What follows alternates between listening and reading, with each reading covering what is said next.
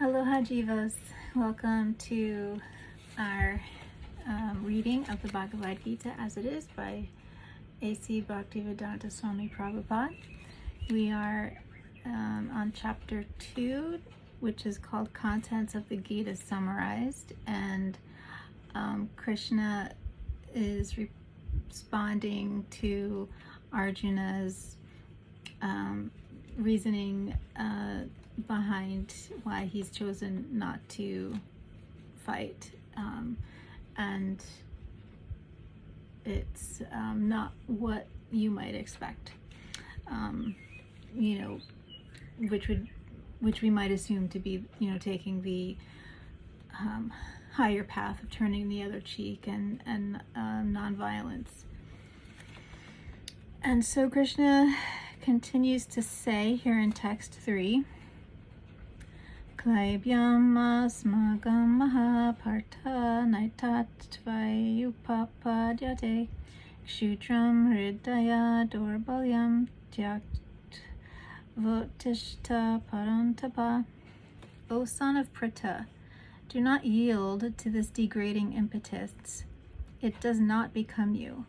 Give up such petty weakness of heart and arise, O chastiser of the enemy. Purport. Arjuna was addressed as the son of Pritha, who happened to be the sister of Krishna's father Vasudeva. Therefore, Arjuna had a blood relationship with Krishna.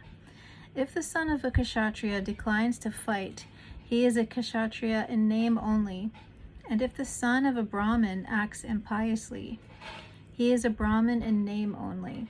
Such Kshatriyas and Brahmins are unworthy sons of their fathers. Therefore, Krishna did not want Arjuna to become an unworthy son of a Kshatriya. Arjuna was the most intimate friend of Krishna, and Krishna was directly guiding him on the chariot. But in spite of all these credits, if Arjuna abandoned the battle, he would be committing an infamous act. Therefore, Krishna said that such an attitude in Arjuna did not fit his personality. Arjuna might argue that he would give up the battle on the grounds of his magnanimous attitude for the most respectable Bhishma and his relatives. But Krishna considered that sort of magnanimity not approved by authority. Therefore, such magnanimity, or so-called nonviolence, should be given up by persons like Arjuna under the direct guidance of Krishna. So, notice that he's qualifying the reasoning to fight, right? So he's not saying, you're fighting for the sake of gaining, royal title or any other material gain. You're fighting because you're under the direct guidance of Krishna, and Arjuna as an individual is not becoming of his personality and his inclinations as a warrior and as a leader to give up this righteous fight. Text 4. Katam Bhishma Maham Sankhye Janam Cha Madhusudan Ishu Bihi Pratiyatsyami Pujarha Varisudana. Arjuna said, O killer of Madhu, Krishna, how can I counterattack with arrows in battle men like Bhishma and Drona, who are worthy of my worship? Purport. Respectable superiors like Bhishma, the grandfather, and Dronacharya, the teacher, are always worshipable. Even if they attack, they should not be counterattacked. It is general etiquette that superiors are not to be offered even a verbal fight. Even if they are sometimes harsh in behavior, they should not be harshly treated. Then how is it possible for Arjuna to counterattack them? Would Krishna ever attack his own grandfather Ugrasena or his teacher Sandipani Muni? These were some of the arguments by Arjuna to Krishna. Text 5. Guruna hatva hi mahanubhavan shreyo bhuktum bhaikshyamapi haloke hatvarta kamams tu guru nihaiva bunjya bogan rudhira pradigdan. It is better to live in this world by begging than to live at the cost of the lives of great souls who are my teachers. Even though they are avaricious, they are nonetheless superiors. If they are killed, our spoils will be tainted with blood. Purport. According to scriptural codes, a teacher who engages in an abominable action and has lost his sense of discrimination is fit to be abandoned. Bhishma and Drona were obliged to take the side of Duryodhana because of his financial assistance, although they should not have accepted such a position simply on financial considerations. Under the circumstances, they have lost the respectability of teachers, but Arjuna thinks that nevertheless they remain his superiors, and therefore to enjoy material profits after killing them would mean to enjoy spoils tainted with blood. Text 6. Na chaidad vidmaha katarano gariyo yadvajyama yadiva no jayayu yanava hatva na jijivashamas te vastitaha pramukhe dartarasraha. Nor do we know which is better, conquering them or being conquered by them. The sons of Dhritarashtra, whom if we killed, we should not care to live, are now standing before us on this battlefield. Purport. Arjuna did not know whether he should fight and risk unnecessary violence, although fighting is the duty of the Kshatriyas, or whether he should refrain and live by begging. If he did not conquer the enemy, begging would be his only means of subsistence. Nor was there certainty of victory, because either side might emerge victorious, even if victory awaited them and their cause was justified. Still, if the sons of Dhritarashtra died in battle, it would be very difficult to live in their absence. Under the circumstances, that would be another kind of defeat for them. All these considerations by Arjuna definitely prove that he was not only a great devotee of the Lord, but that he was also highly enlightened and had complete control over his mind and senses. His desire to live by begging, although he was born in the royal household, is another sign of detachment. He was truly virtuous, as these qualities, combined with his faith in the words of instruction of Sri Krishna, his spiritual master, indicate. It's concluded that Arjuna was quite fit for liberation.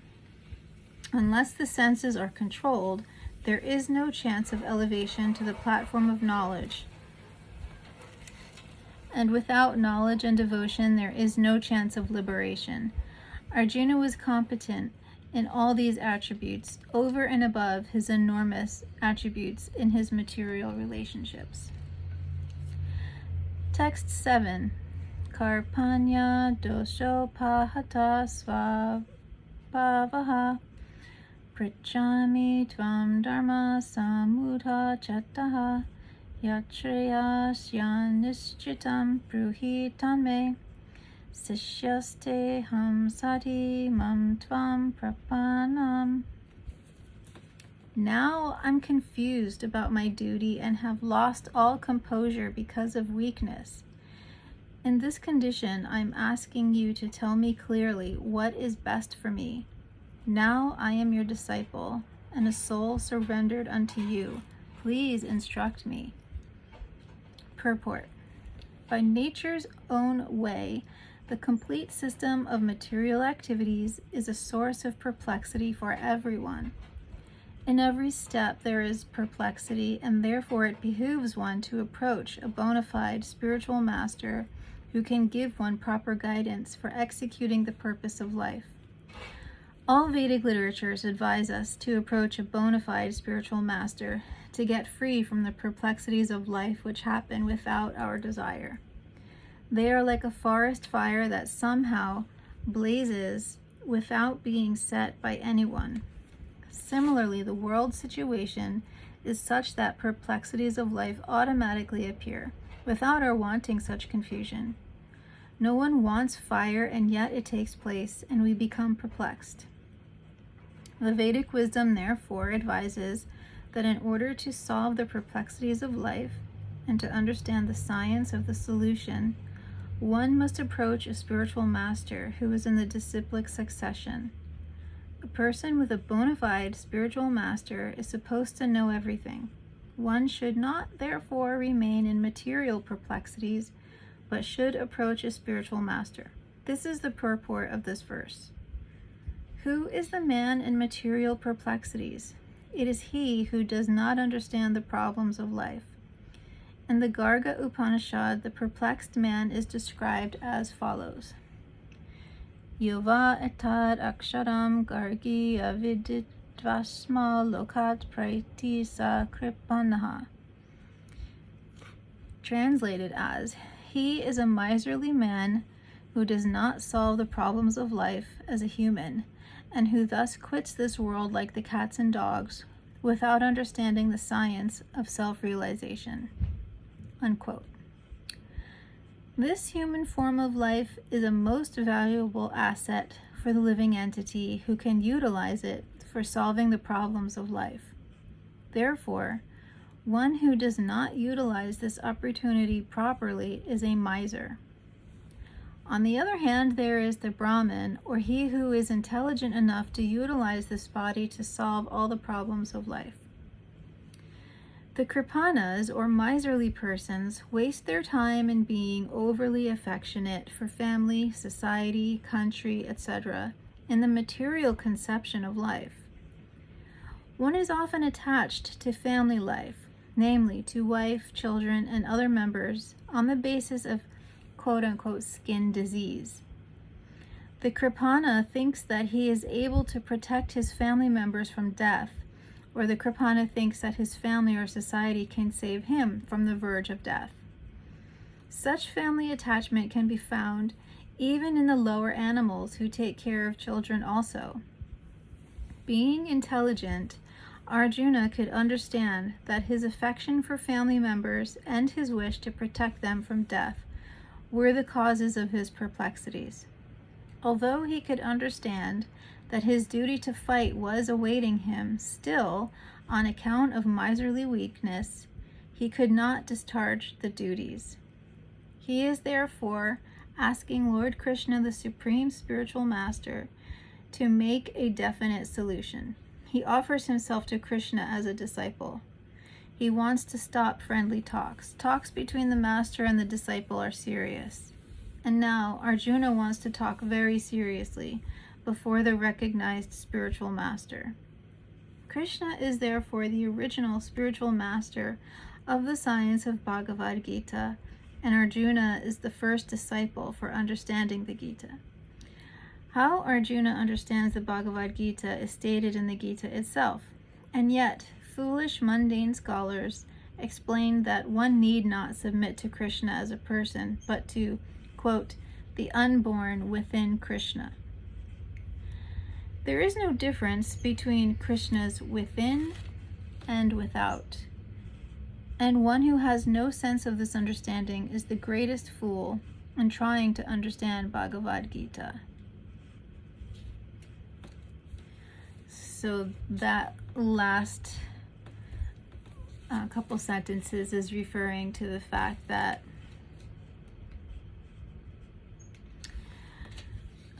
there are many translations of the Bhagavad Gita, and most of them are trying to translate it in a way that is like, the word allegorical comes to mind, metaphorical, as opposed to this authoritative version. And the reason why it's called as it is because we take it at face value for what exactly Krishna is stating. There is no need to interpret it other than for what it's literally saying.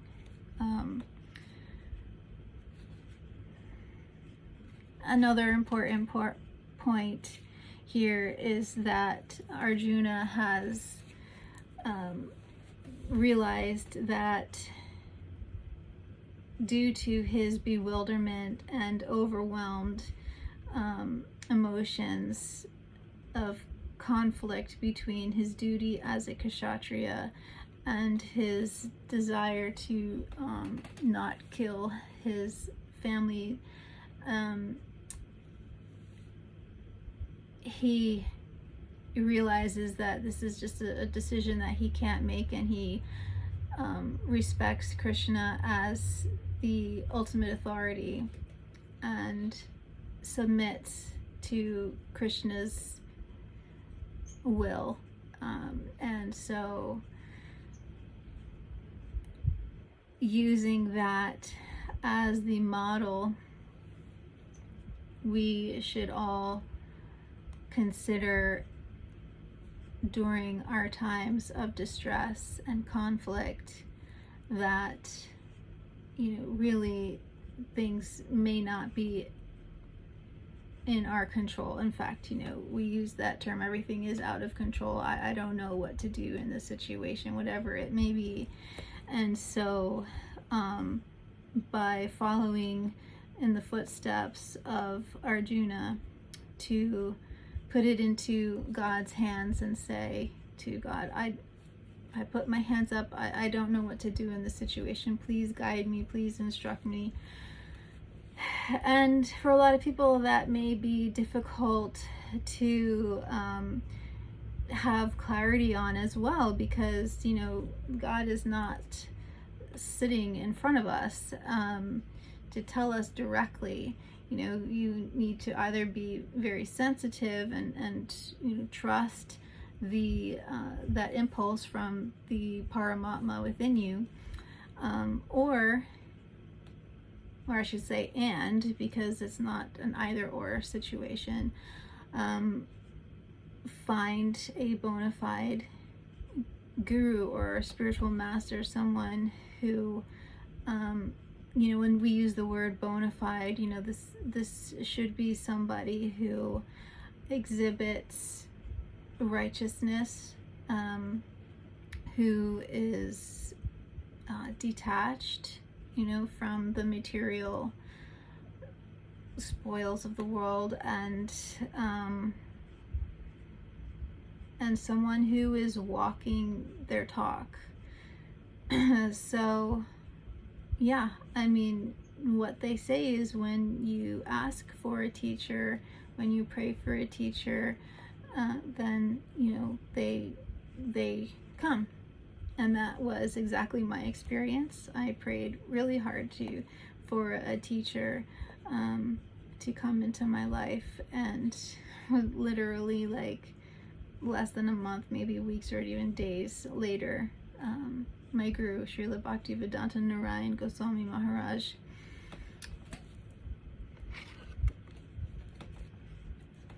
appeared in my life. And so yeah, because like he says, like my Gurudev says, I am closer to you than the air you breathe.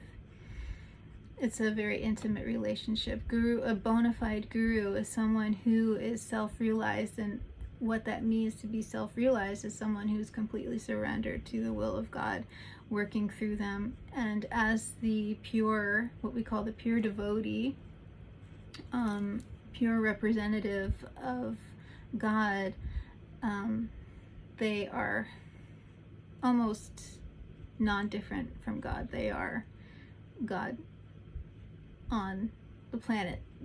Like God, like I was saying, you don't have God to come and sit in front of you and talk to you, but that's what Guru's role is in our lives. Okay, so I'm going to stop there. Thank you so much for listening today, and I hope you have a wonderful day full of Krishna consciousness. Hari Bol.